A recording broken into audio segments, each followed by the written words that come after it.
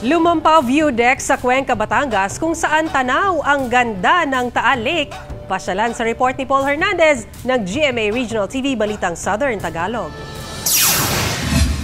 Sulit ang 3 oras na pagbiyahe ni Jem at Gerald mula Padre Burgos sa Quezon para ma-enjoy ang Lumampaw view deck sa Cuenca, Batangas. Ang sightseeing sa lawa ng Taal, kamatch ang malakas na hangin. Perfect for social media reels ang picture-picture sa lugar. Babalik-balikan po yung lugar kasi maganda siya sa pakiramdam, nakaka-relax po. Isa nga ito sa maganda, pinakamaganda namin napuntahan. Mabibighani naman sa overlooking view ng Taal Volcano na nasa alert level 1 pa rin. Swak ang nature tripping dito kung umiiwas sa mga crowded na beach. Pambawi rin sa pagod ng mga bikers ang refreshing na tanawin. Ito yung pinakamagandang alternative.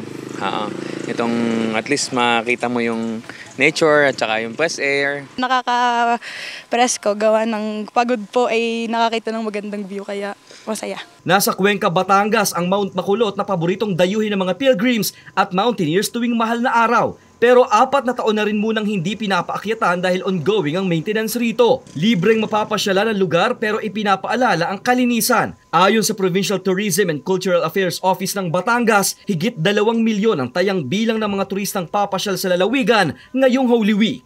Mula sa GMA Regional TV Balitang Southern Tagalog, Paul Hernandez nagbabalita para sa GMA Integrated News.